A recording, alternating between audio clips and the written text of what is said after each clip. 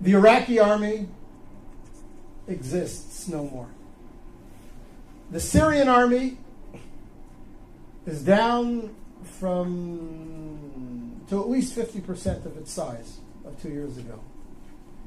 The Egyptian army, all of its 14 divisions, maybe 7 are in any way active, not corroded, corrupt, falling apart. The Arab military threat to Israel has evaporated.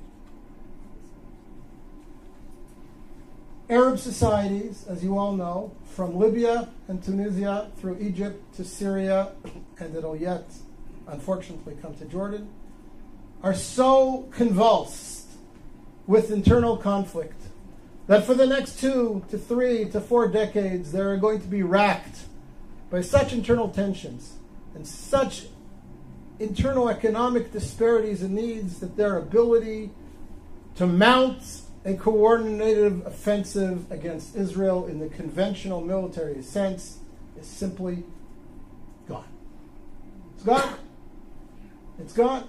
So before we start discussing all the threats and the emerging threats and the dangers that are posed to Israel from the crumbling of the old Arab architecture around Israel, first let's recognize that the conventional military threat against Israel has greatly disappeared. And that is a net gain for Israel. It has tremendous long-term significance. Now, we all know that there are new threats emerging. What was the authoritarian control over countries like Egypt, where the security services had penetrated every element in society. You couldn't burp, you couldn't breathe, you couldn't blow your nose without somebody in the security services knowing about it. That's all gone. Morsi doesn't have control over the streets of Cairo, never mind the sands of Sinai. And whoever emerges as the leader or one of the leaders in Syria towards the future will never have the same authoritarian control over the country that Assad's Mukhabarat, his security services, had. So that creates potential for great conflict. We all know about the threat of weapon stocks, missiles spreading all over, new weapon systems coming into the region, whether it be from Iran or from Russia. All these pose security threats to Israel that Israel will have to deal with in the coming years and perhaps decades. But the conventional military threat, the Israeli fear that the combined armies of Egypt, Iraq, Syria are going to mount a coordinated offensive like they did in the Yom Kippur War against Israel, that's gone. That's gone, thank God, it's gone. And therefore I say to you, again, Israel is winning.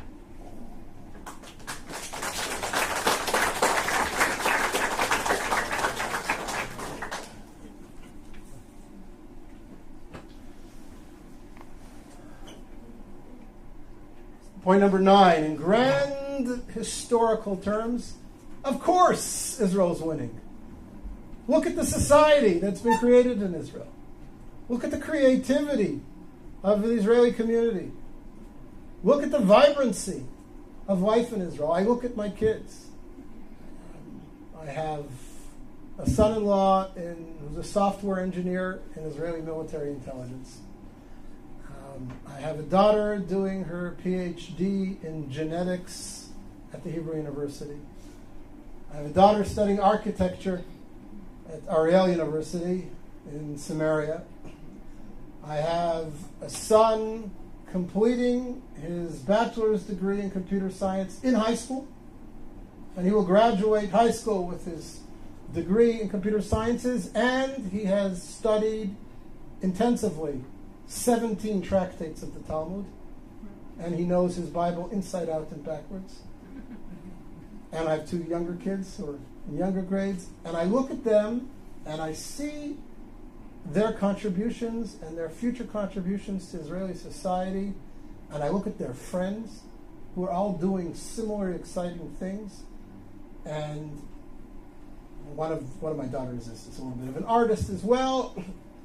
And you look at this and you say, what a wonderful youth we have. What a powerful country we have.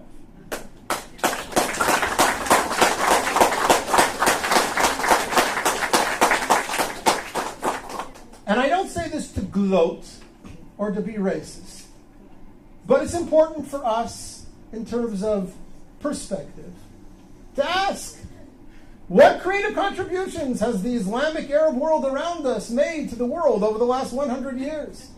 What technologies have been bought by Facebook, Yahoo, Microsoft, and Intel from Saudi Arabia?